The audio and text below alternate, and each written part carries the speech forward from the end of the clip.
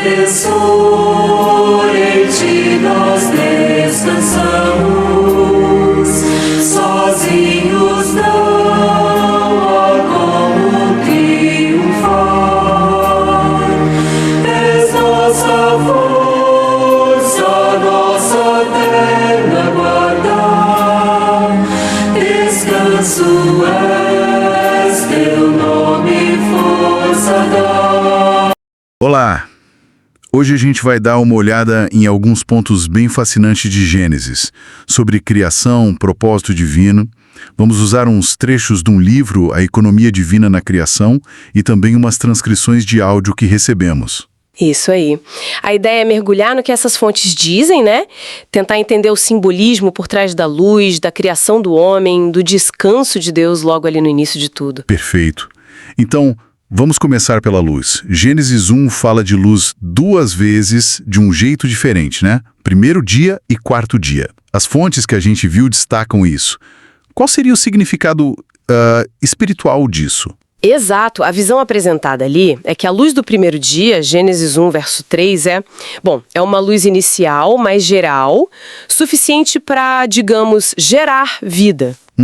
Espiritualmente, associam isso àquela iluminação para a salvação, sabe? O novo nascimento. Mas descrevem essa luz como não sendo, assim, muito sólida ou definida para fazer crescer mesmo. Entendi. Não era para sustentar o crescimento. E a do quarto dia? Aí sim, as luzes do quarto dia, sol, lua, estrelas, lá nos versos 14 a 18, essas são vistas como firmes, prevalecentes, definidas, bem mais sólidas. Certo. E o propósito delas seria diferente, então? Sim, o propósito, segundo essa leitura, não seria gerar a vida, mas fazer a vida crescer, amadurecer o que já existe. Entendi a diferença.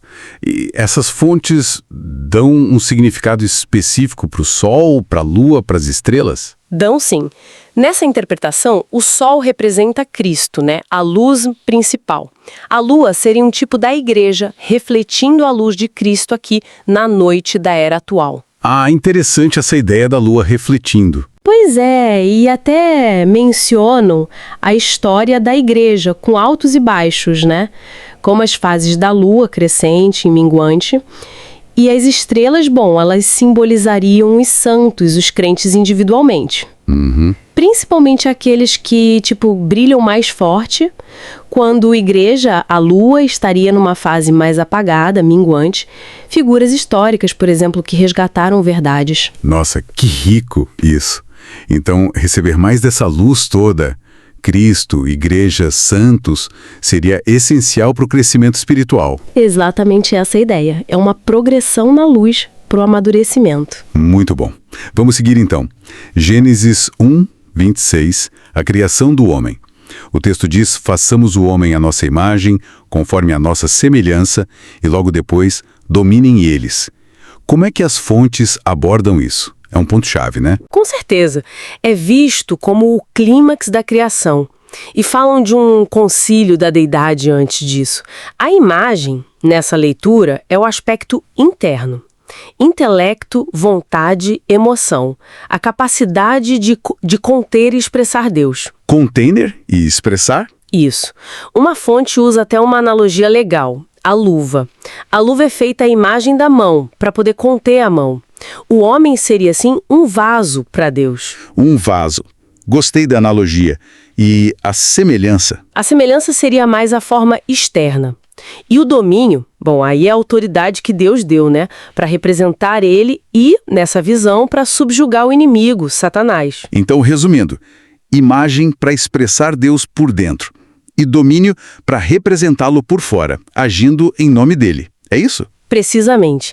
E as fontes veem imagem e domínio como se fossem sementes plantadas ali em Gênesis 1.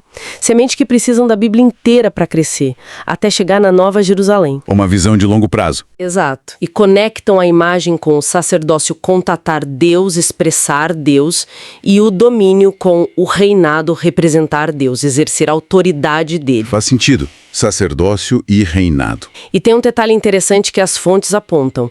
Deus cria o homem no singular, mas fala dominem eles, no plural. Verdade, façamos o homem, mas dominem eles. Isso é interpretado como um indicativo de um homem corporativo, ou seja, a igreja como o cumprimento coletivo desse propósito de imagem e domínio, não só o indivíduo. Essa leitura do singular e plural é bem profunda, muda a perspectiva. E o descanso de Deus? 7º dia, Gênesis 2. Não foi cansaço, certo? Não, de jeito nenhum. A interpretação é que foi descanso por satisfação. Deus olhou para a criação, viu o homem ali com todo o potencial para expressar sua imagem, para exercer seu domínio e ficou satisfeito. O propósito estava encaminhado. Descansou porque o plano estava em marcha. Isso. E esse descanso também é visto como uma semente. As fontes falam de uma antecipação desse descanso hoje, na vida dos crentes que vivem esse propósito. Uma antecipação. Sim. E depois um cumprimento maior no milênio e a consumação total na Nova Jerusalém. Citam até Marcos 2:27, né? O sábado foi feito por causa do homem. Não o homem por causa do sábado. Exato. Indicando que o destino final é esse descanso em Deus, que vem quando o propósito dele se cumpre em nós e não por nosso próprio esforço. Entendi. Propósito cumprido leva ao descanso. E aquela bênção que vem logo depois? Frutificar e multiplicar. Isso está ligado com a imagem e o domínio, então. Sim, a leitura sugere que sim. A bênção de frutificar, multiplicar, encher a terra, ela vem depois que o homem recebe a imagem e o domínio. Seria uma consequência. Uma consequência do sacerdócio e do reinado, podemos dizer. Exatamente. E a frutificação, nesse contexto, é interpretada não só como ter filhos ou fazer obras, mas como o transbordamento da vida interior de Cristo através dos crentes. É algo que vem de dentro para fora. Um transbordamento da vida. Entendi. Então, para a gente amarrar a visão dessas fontes, desde o começo, em Gênesis, já estava ali a intenção de um povo corporativo, né, que expressa a imagem de Deus, que exerce o domínio dele e que nesse processo encontra o verdadeiro descanso nele. Exatamente, essa é a linha de raciocínio apresentada. A trajetória toda, de Gênesis a Apocalipse, seria o desenvolvimento disso. Imagem, domínio e descanso. Muito interessante. E talvez fique a reflexão, né? Como será que esses conceitos, imagem, domínio, descanso, como eles podem ou deveriam se manifestar na nossa vida espiritual hoje, na vida da comunidade? Como a gente pode viver essa antecipação do descanso e do propósito de Deus no dia a dia?